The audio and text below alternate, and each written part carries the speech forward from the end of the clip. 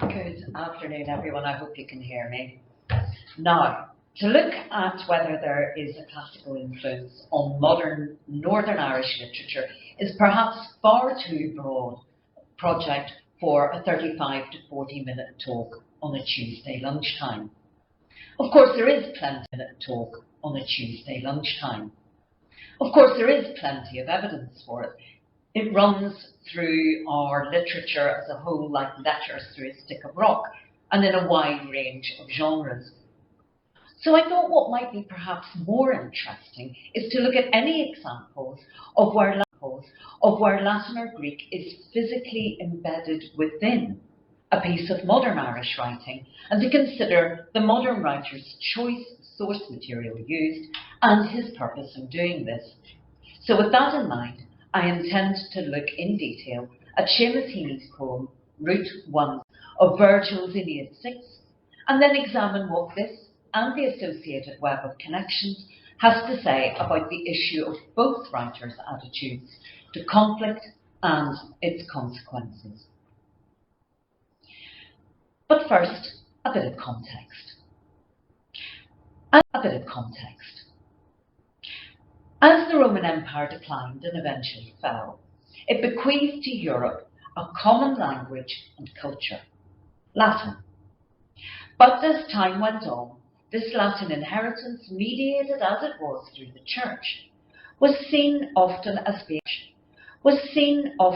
being hostile to embryonic nations, splitting as it did the loyalties of its citizens between their ruler and their pope. So we tend to find a tendency to place sharp temporal borders or bound endpoint to it somewhere around 200 AD, and at the same time claiming a starting point for modern national literatures at around the 13th century. So in order for national literary canons to flourish as distinct and distinctive entities in their own rights, the Latin tradition had to be seen as having died, or at least having reached the end of its influence. Cultural overlaps can be seen, therefore, as compromising the new literary world order, if you like.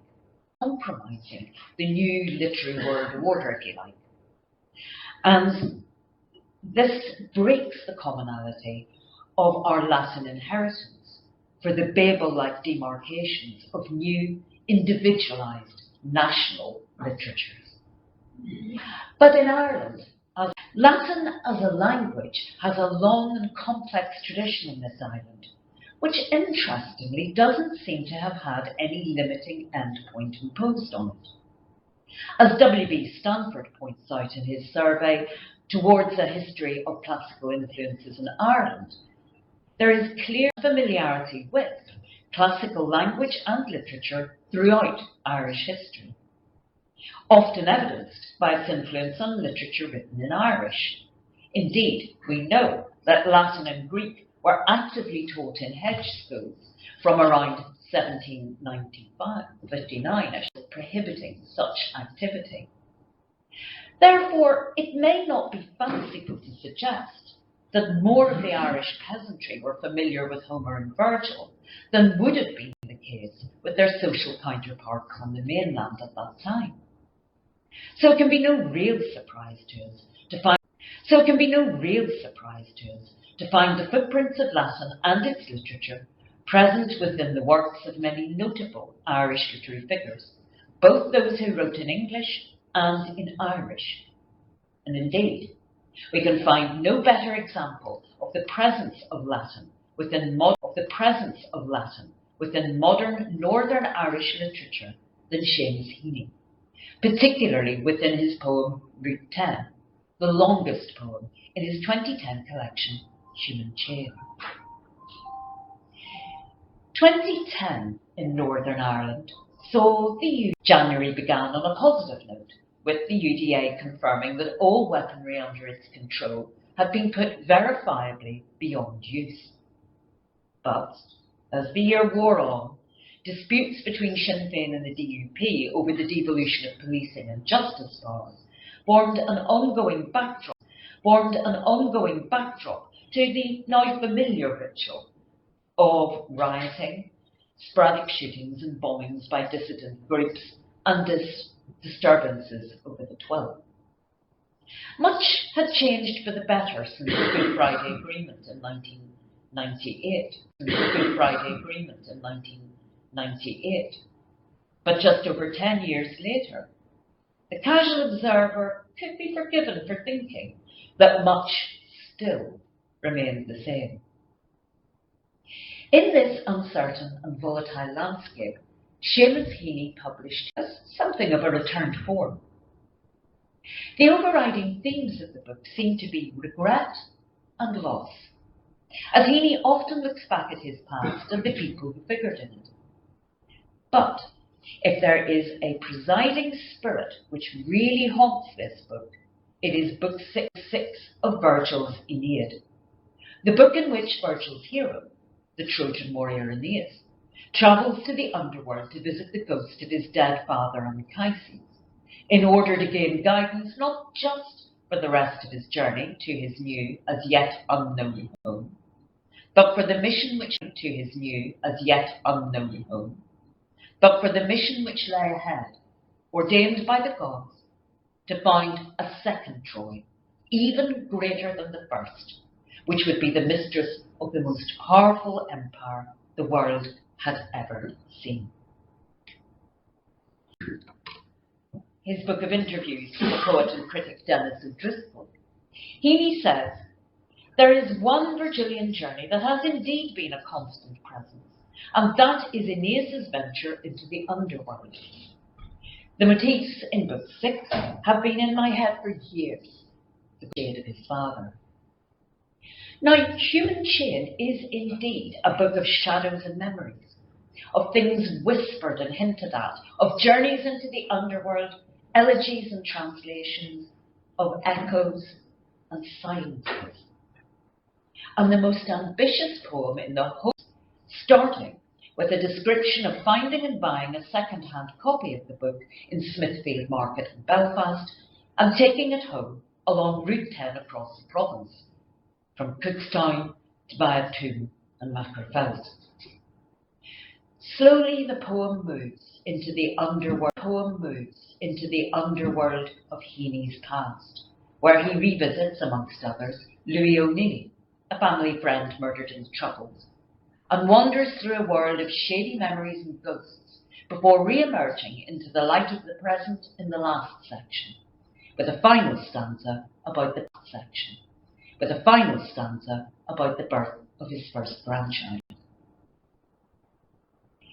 In his essay on James Joyce's Ulysses, Order and Myth, T.S. Eliot coined the phrase mythic method to explain how he saw Joyce manipulating the continuous parallel between contemporaneity and antiquity. Now, what I think he means by this is that the Odyssey provides Joyce with a way of ordering and giving shape to what Eliot calls the immense panorama of futility and anarchy, which is contemporary history. And not much has changed since 1923, I'm afraid. In other words, by using our shared classical inheritance, a poet can bring structure and meaning to his own work, and perhaps also use it to shed light on the concerns of the present. So, by paying careful attention to ancient texts, the patterning and meaning of words from the past, and the embedding of them within a contemporary context of many, many more levels about the world in which he finds himself now. Therefore, as Homer's Odyssey offered Joyce a means of shaping his uniquely complex novel by drawing the past into the present, for Heaney, it is Virgil's Aeneid 6 which performs allows him the freedom to engage simultaneously in an act of both creation and, in fact, recreation. We might almost say that this use of Book 6 as both model and stimulus also allows for two Heaneys. One, the new political journey, and the other, a modern Aeneid, whose journey through the darker places of his past will inevitably shape his future. And all of this is achieved through a new take on his ancient source material. So let's start to look at the poem itself. Route 110 starts with a close-up. Heaney, as a boy, in the classic section of the second-hand bookshop, buying an old copy of Aeneid 6. The woman serving it in the shop is studied closely. She deliberates the cost of the book and then she wraps it up. She represents, in a practical form, Virgil's Sibyl, whom we meet at the start of Book 6. Now, the description here, as you can see, is hardly complimentary. In a stained front-buttoned shop coat, seared and disinfectant, she emerges. The overwhelming effect here is of decay. Sear implies something dry or withered, and dry rot, as we unfortunately all know, is something which, having been present for a long time, gradually damages and destroys wood by absorbing moisture and therefore light from its host. The fact that everything here is predominantly brown fits well with the imagery. It's worth remembering at this point that the Sibyl of Cumae, the same Sibyl who features in Book 6, was usually depicted as a withered old crone who aged, but alas, could never die, living in a cave, writing on the dried leaves at the entrance. Her prophecies were the result of possession or inspiration, depending on poetry and prophecy, which seemed to absorb her very essence, leaving behind just the mere dry husk of the Sibyl. Heaney also seems to absorb the shop assistant's breath along with the volume of poetry, almost as if she were a source of inspiration. By extending the book of the ancient poem to him, she inducts Heaney into its mysteries and its hero, just like the Sibyl introduces Aeneas to the underworld, with its links to his past, as well as his and Rome's future. In other words, as a bookseller, she is both the preserver of the old books themselves in the shop, as well as being the purveyor of the knowledge they contain. Through the exchange of money and book, Heaney becomes both participant of Virgil's poem. And it's perhaps worth noting here that Heaney doesn't buy an English translation of the Aeneid, but he buys the Latin text itself, thus emphasizing that he doesn't need a mediator to understand it. He can go straight to the source. In section 2, he moves outside the anonymous bookshop into a bustling Smithfield on a Saturday afternoon. Here, Virgil is actually named for the first time, so the scene changes rapidly and will continue to do so throughout the 12 sections of Route 110. Virgil as book and poet. I hurried on, shortcutting to the buses, parrying the crush with my bagged Virgil. There's a sense in these lines that Heaney is almost warding off the people heading like him for the bus home with his precious purchase, as if it were some kind of magic charm to repel danger, and to transport its bearer safely elsewhere, much in the way that the golden boy ensures Aeneas' safe passage to and through the underworld. There's further references to Book 6 in this section. Smithfield has been alive with birdsong from its many pet shops, melodious with canaries green and gold. But as Heaney hurries towards his destination, we can sense a change. Silent now as birdless Lake Avernus. Avernus was Naples, and in antiquity it was believed to be one of the entrances to the underworld. It also is the gateway through which Aeneas and the Sibyl descend into Hades on their journey in Book 6 to visit Anchises, Aeneas' father, and learn about the future of Rome. So, as the reader also journeys from bookshop to bus station, we follow from Heaney's introduction from the bookseller on a journey, which has its deliberate resonances with Aeneas's voyage of discovery, and indeed self-discovery, in the world of the dead. The reference to Book 6 itself is very specific.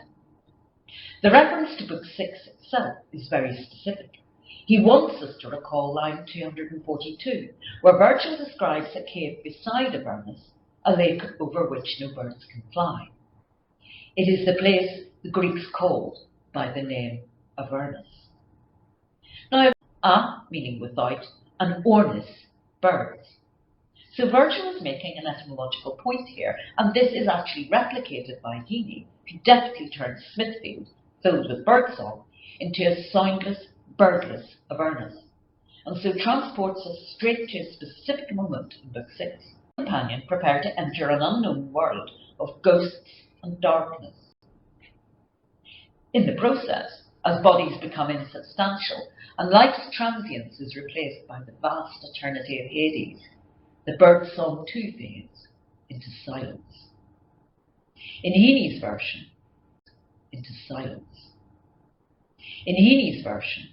a series of inanimate objects, school bags, maps, prints, plaques, artificial flowers, all remnants of lives once lived, bring us to this section's climax. Racks of suits and overcoats that swayed when one was tugged from a silver-crowded frame, like their owner's shades, close packed onto Charon's barge. The clothes in display here are now without owners, and therefore bodiless and empty. Like Virgil's description of the occupants of the underworld, physical remains of their living, embodied pasts. Just the intangibility of the ghosts of the lives they once lived, and the identities that they once held. Heaney also takes us right to where these ghosts are located, crowding onto Charon's barge as he ferries them to their ultimate destination in Hades, or, in Heaney's case, the 110 bus to Cookstown via Toowoomba tellingly moving from east to west, towards the setting sun, and the end of light. In Heaney's vision, the bus inspector plays the role of Charon, sorting out his passengers for their various destinations, Hell, Elysium, Rebirth, while comparing the passengers to agitated rooks around a rookery, thus linking and amplifying his version to Aeneas' source. Charon's passengers in Book 6 are simply described as many birds who flock together. Lucky birds, connected to death, who also live in flocks. This addition to the original source material adds considerably to the sense of gloom and foreboding. As we move to section 4, the first time we actually get a close look at the figure of Heaney himself, he is wearing his second-hand railway guard's coat, tarpaulin stiff, coal black, sharp-cuffed as slate. Suffering its scourge at the neck and wrists was worth it, even so, for the dismay I caused by doorstep night arrivals, a creature of cold blasts, black-winged rain.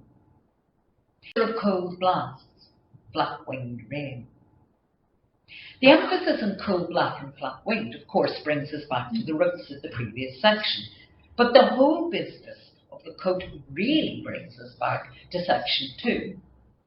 Unlike the reels of suits and overcoats he noticed on the way to the bus, coat still encloses a living human being, reminding us that Aeneas too was remarkable amongst the hosts on Charon's boat, because his human, corporeal self weighs it down and threatens to in fact sink it. Heaney's World of the Dead, though. Yeah.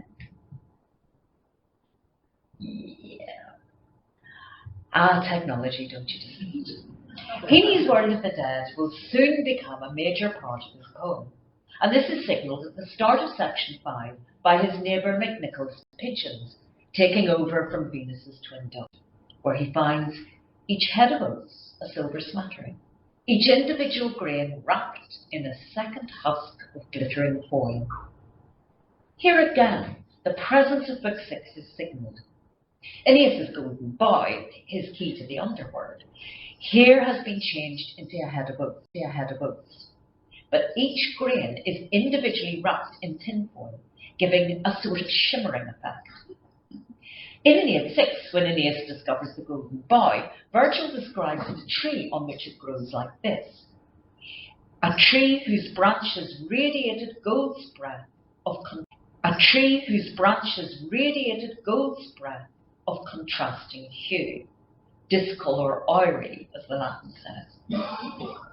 We can clearly see that Heaney's stalks wrapped in foil are meant to equate to Virgil's discolor auri, in that the Aeneas to move from one dimension of being to another, from life to death. But there's a further point to be made here.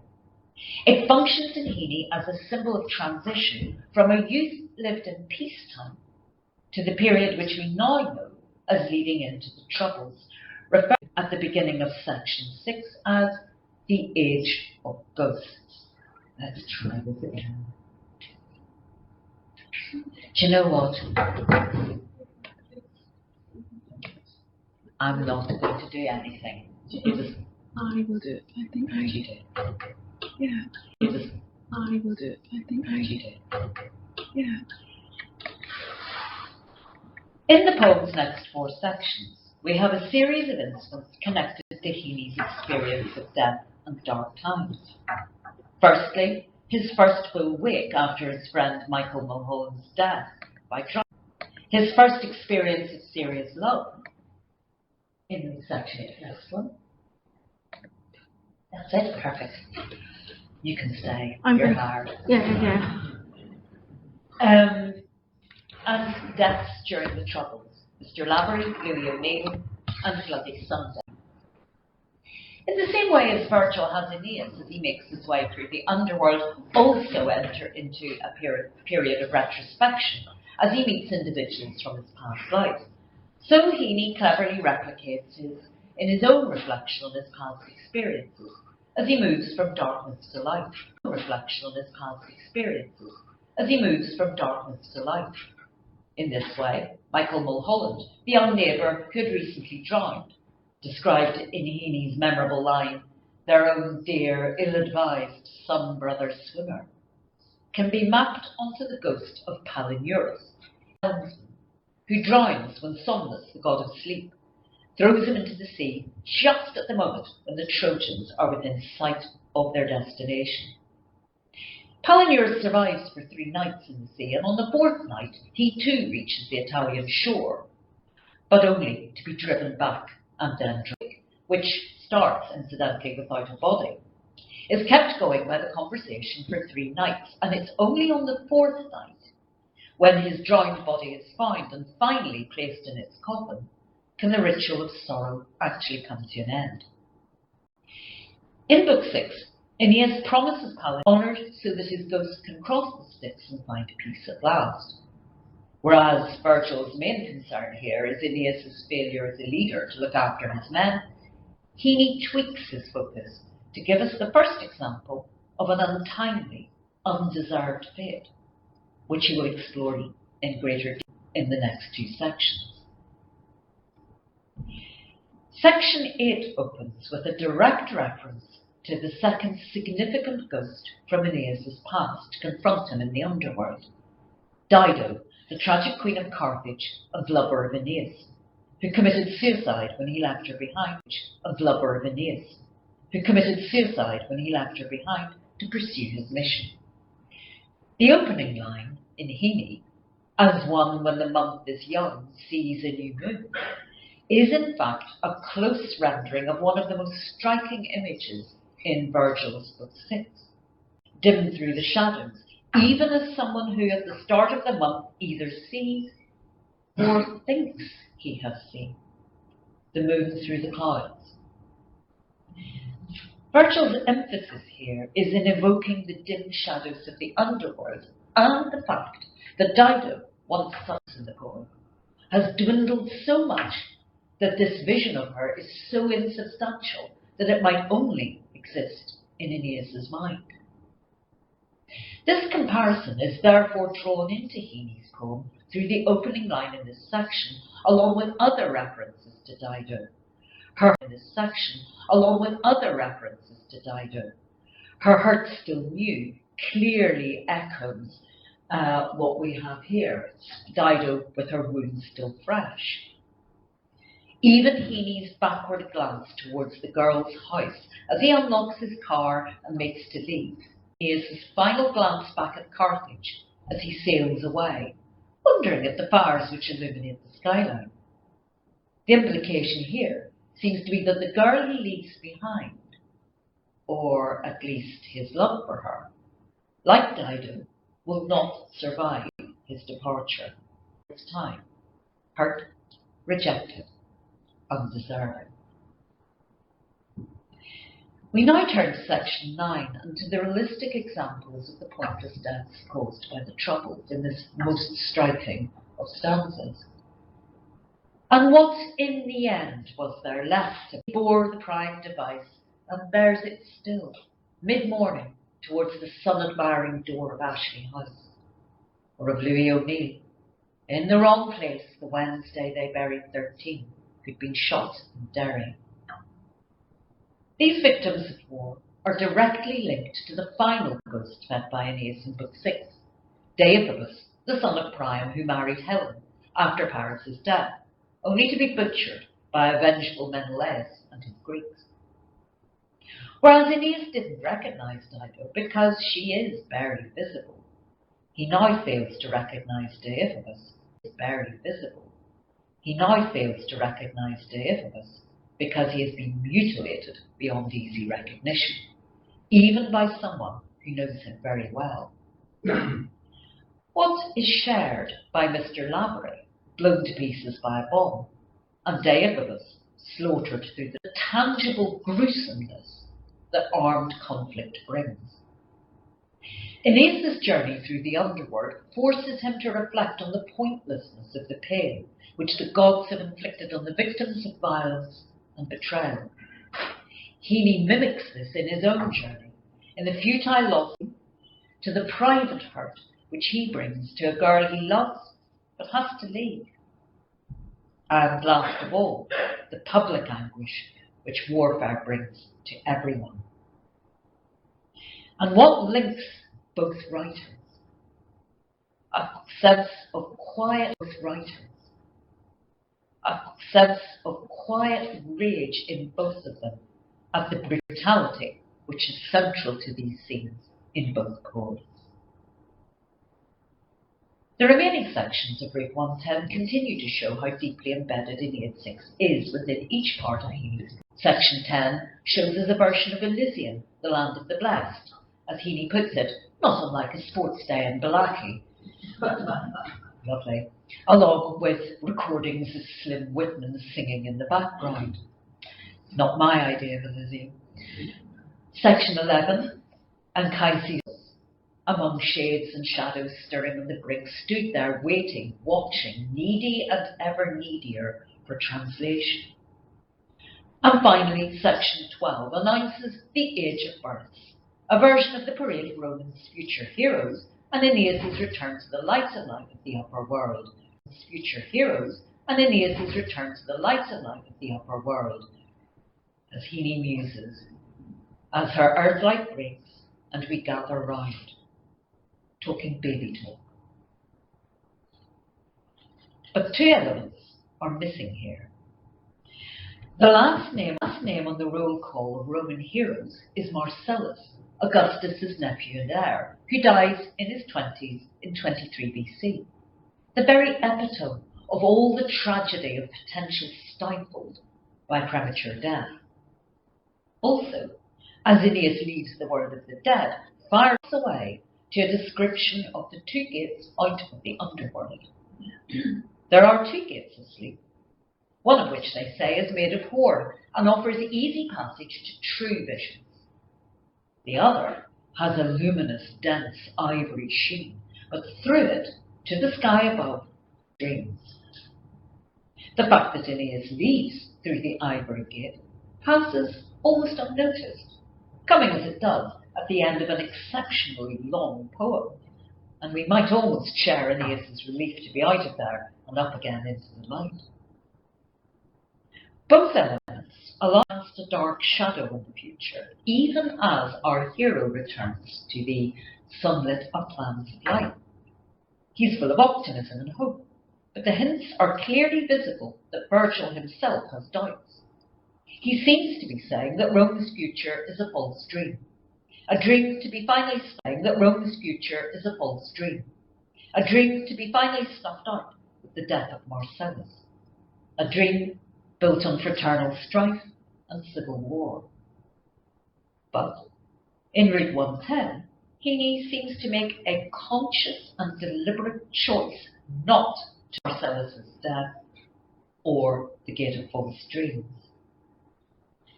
These are two key features in the end of Book 6, so it's rather curious, given the intricacies we've seen of Heaney's intertextual use of his Virgilian source. Perhaps, the new grandchild represents new life and growth, new hope, progress continues, a healing after past sorrows. In 2010, it surely seemed possible that here, in Heaney's native land, we had passed through our own particular Hades. We had passed through our own particular Hades and could look with confidence at a new generation who, like Anna Rose, Heaney's granddaughter, had never known and would never know the peculiar darkness of political and civil conflict. And in darkness of political and civil conflict. And in such a landscape, can there be room for a Marcellus or a Gate of Ivory? But Heaney, like Virgil, is a subtle poet. Writing as he was in 2010, Heaney could not have known that Stormont would fall just 6 years later, and again now. He could not have foreseen the return of dissident violence that led to the death of a writer in the streets of Derry in 2019. One of the renewed souls, as Virgil puts it, whose Lethe-infused life as a ceasefire baby should have led to a new shared future. A second Troy, as Yeats would have it, only better. No. He could not have known any of this. Yet, within Irish literature, and also interestingly in Latin literature, where the term bates or bard implies an ability to see into the future, sometimes as prophets. So, might we therefore read Route 110 as more than an exercise in Virgilian intertextuality or Heaneian autobiography, but rather as a subtly coded warning of things to come? But Virgil's dawn is a false one. Marcellus dies before his time, an Augustan ceasefire baby who never fulfills his potential, and Aeneas himself leads through the Gate of False Dreams. But Heaney was too shrewd an observer not to join the dots.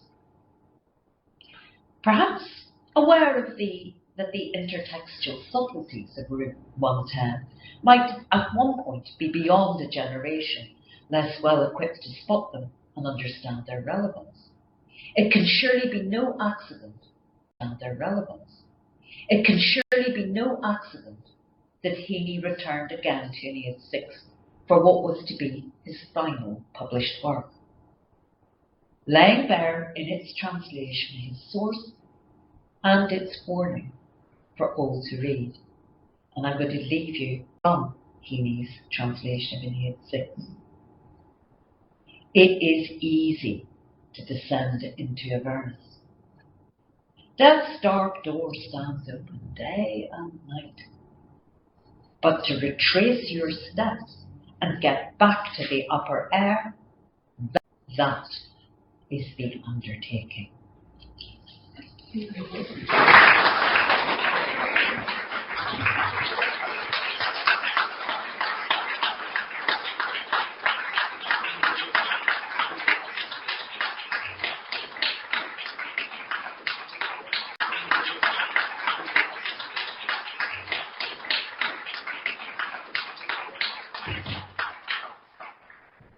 Thank you very much for a fantastic talk, and I have to say Lynn is very happy to take some questions if anyone has any questions. Maybe an exaggeration, but yeah, especially if there's any Heaney experts out there. But happy to take any questions. If anybody's any comments or questions or I might ask something. Okay. So I know that you were focusing on Heaney. It does seem that in Irish poetry, a lot of poets turn to the classics and the classic writers. And I just wondered if you had any thoughts about that and why that might be a kind of something that they keep going back to. It's something actually. Glad you asked that, but it really does run through Irish literature in a much more remarkable way even than English literature, because if I gave you a roll call of poets past and present who have this classical influence, you've got Louis MacNeice. I've got to mention Michael Longley being an old boy of Ince. I'll get that in. Yeats, Frank McGuinness, whose play Carthaginians leans heavily on Aeneid 4, in fact. Tom Paulin in his poem The Riot Act, Patrick Deneen, who manages to equate Virgil with nationalism, which is really an interesting read, and even going nationalism, which is really an interesting read, and even going right back to the 11th and 12th centuries, we find adaptations and even translations. I think there are more adaptations and translations of the Aeneid into Irish with the Togol Troy in the 11th century, which particularly focuses on the destruction of Troy in Aeneid 2, and the Intiacta Aeneasa, which is the 12th century version of the Aeneid, which is super interesting for tragic people like me, because instead of it being a man being the hero, what the Irish writer does is take the female foreground. And that is a particularly unique point of view. So not only in Irish literature do we pay our respects to our classical heritage, we take it and we make something new out of it. And I think that is just fabulous. And I think the reason for it is that it is just fabulous. And I think the reason for it is that it is ingrained within our souls. We tend to think of literatures as either strongly Celtic or strongly British. And I think we're missing a trick here, because actually our inheritance comes from Greece and Rome. Think about the plays Heaney wrote, the Burial at Thebes and things like that. He went straight to Sophocles and could go straight to Sophocles. Why? Because he was taught Latin and Greek at school. Now, you would expect me to go. Nevertheless, this is something really important in Irish literature. We go to the fountainhead, we go to the source, and we make it new. We make it different in a way that is unique to us from the 11th century, and we keep on trucking. I think that is true. Even recently, I think that is true. Even recently, I know that there are going to be Irish versions of Medea, for example, being worked on at the moment. Now, that I want to see. Because if ever there was a play, if ever there was an ancient text that really, really should be Irishized, it really should be Irishized, it really should be that. That's sounds very exciting, actually. You just there you are. Well, what's going to happen in the future when the people know? That is not going to happen because people like me are here. A little bit. I mean, I know it's hard to believe, but I've been a teacher for a long time. Look at me. Who could think? But it's in the same way as my teachers handed me their most precious thing, which was the love for this subject. And I owe everything to them.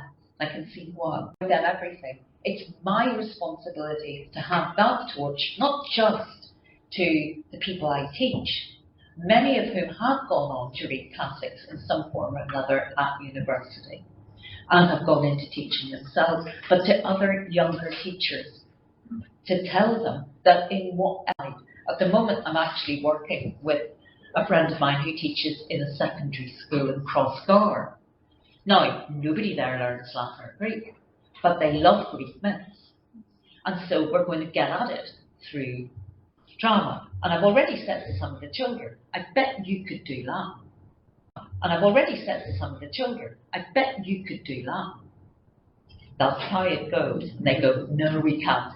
And if you show it to them, and you introduce it by whatever means it is, whether it's Marvel superheroes, whether it's drama, whether it's Percy Jackson, whether it is somebody who simply likes like me, the mechanics of the language and stuff, it doesn't matter.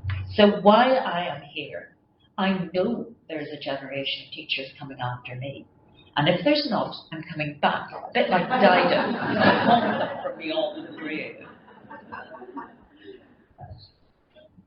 I should just say that my daughter is studying classics in England at the moment, so and she said, I'd love to be here. Yes. So there are young people who are still doing that. I wondered, you mentioned about the influence of Greece on Heaney. Obviously, the Iliad,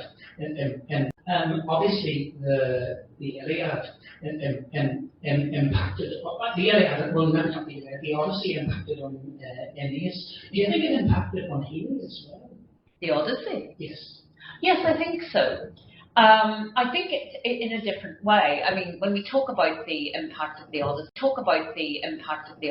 on Irish literature, the go-to place is usually Joyce, as I referenced in the talk, because it's very clear that, that is the model in which he bases the whole Ulysses. In Joyce, I think it mediates its way through plays more. I think we tend to see characters in the plays with more than a touch of Odysseus in them. But in something like Route 110, of course there is an influence from the Odyssey, since we know that the Aeneid itself, if we look at all 12 books of it together, it's got the first half is the Odyssey, basically. Redone. And the second half is the Iliad redone. So they say there's nothing new under the sun, there really isn't. But I think because he is doing his own little Odyssey here, he actually is much more influenced, I think, by the Odyssey than the Iliad. I would have been intrigued to see what he might have done actually with the Iliad, because I can remember attending a series of lectures in Cambridge that he gave about the eclogues. Now, I hate the eclogues, because it's all nymphs and shepherds and blah-de-da, or so about it, with obviously his agricultural knowledge. I went back to it and saw it quite differently.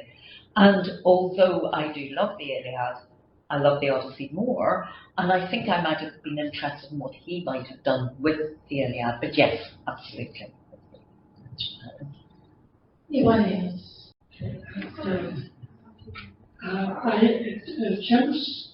often in his interviews pointed out that he hadn't studied Greek. Yes. But he obviously had enough interest to think about Avernus as the Virgilius Avernus. Yes. I'm very pleased about the etymology of Avernus. Thank you. The Virgilius Avernus. It also reminds me of the Silent Valley. The Virgilius Silent Valley. Oh, that's a really good point. Thank you for saying that, actually, because of course the Silent Valley. Yeah. By the way, I don't know if you have any contact with your former colleague, my old classmate Bill Bennett. I do, yeah. Who was a legend in Inst. Yes. And but I wanted to ask you, in this particular section, since the Aeneid is going to the that there isn't a section or something more about Seamus's own father in the section. That's really interesting, actually, because of course there isn't, is there? And the purposes, I think what that highlights, a very interesting question highlights, is the fact that the purposes of the two poets are actually in some ways quite different. Aeneid does get to see his father Anchises, of course, and it is, I shudder to say, one of the duller sections of the poems. Anyone whom I've ever taught will know that I have absolutely no time for Anchises whatsoever. Absolutely no time for Anchises whatsoever. He gets the directions wrong in Aeneid 3. He's always piping up at points you really wish he wouldn't. And when he gets down to Elysium, I think Anchises has made it the most boring place on earth, with or without Slim Whitman. But I think his purpose is to get information. But I think why Heaney made the choice he made, and this is just my opinion and my view, is because although Aeneas goes to see his daddy, that's really not why he's there.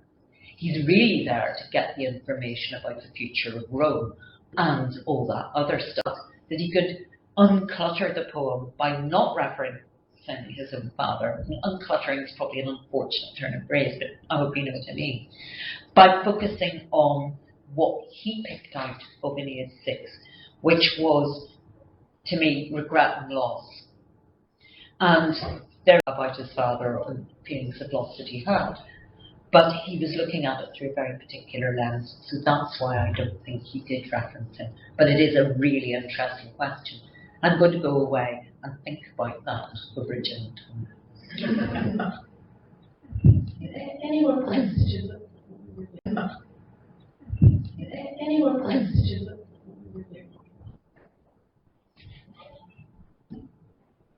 Two quick questions, if I may. One is about the difficulty in people who are singing in church, singing classical Latin, because most of them don't know what it means. And, how do people cope? Because they may pull you in at intervals, I don't know. And the other is, I came across something in the Edward Worth Library down in Dublin, which is an amazing art library, which is now open to the public freely. It wasn't for. There's a lady from Poland brought to work on some of the old medical texts because she had been taught both Greek and Latin, and said that behind the Iron Curtain, Greek and Latin were maintained. Yes. Can you tell us a bit about that? Yes. Can you tell us a bit about that? Because it puzzled me.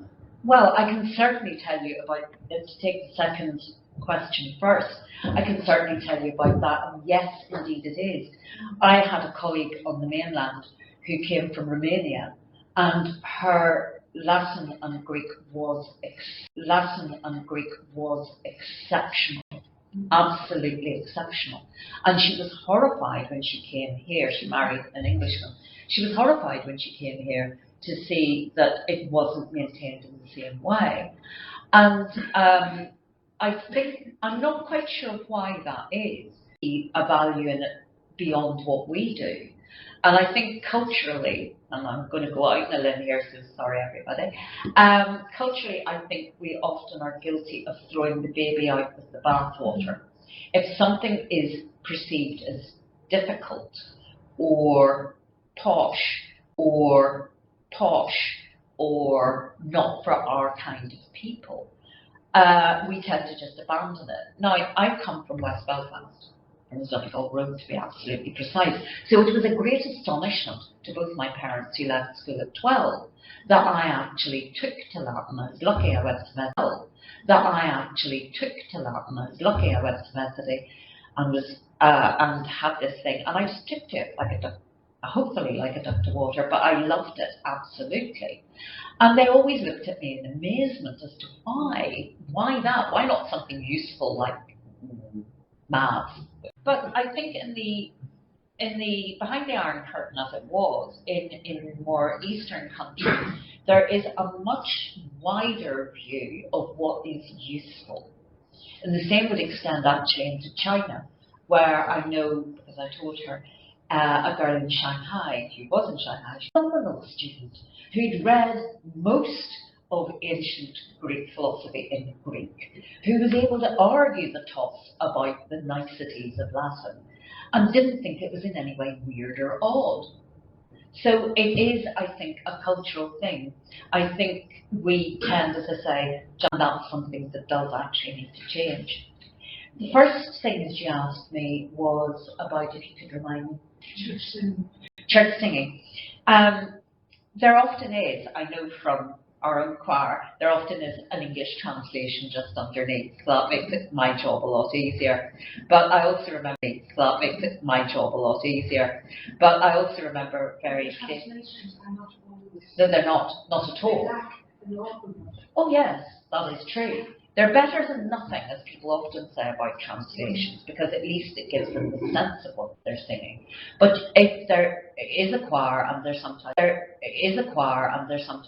choirs who want to know a bit more about the intricacies of it, I'm more than happy to help. But I can't help but remember Dr. Moraine, who was my first Latin teacher, used to absolutely roll his eyes every time we sang anything, school song or anything else where it had a C in it, because Mr. McKay would insist on a soft C, whereas he would roar, "No, it's a hard C, conquer Thomas, not concert Thomas." And that is the one thing about singing in Latin that has stuck with me all my life, and I still tut quietly when I hear a soft C being sung. That bothers me more than them knowing what it means to be actually grateful. I blame him. We've got time for one last question, and then I have a burning question we want to ask. I think all the burning questions have been asked. Oh, thank goodness. I just want to thank Lynn for such a brilliant talk, and then a brilliant Q&A. So thank you very much for your interaction with that, and just about kind of the richness of that inheritance and acknowledging it and using it. And I suppose one of the ways that we can do it is by supporting the Classical Association in Northern Ireland and the work that they do, and also I suppose we'll be trying to do our bit here by having more time. And thank you very much, and a special thank you to Lynn Gordon.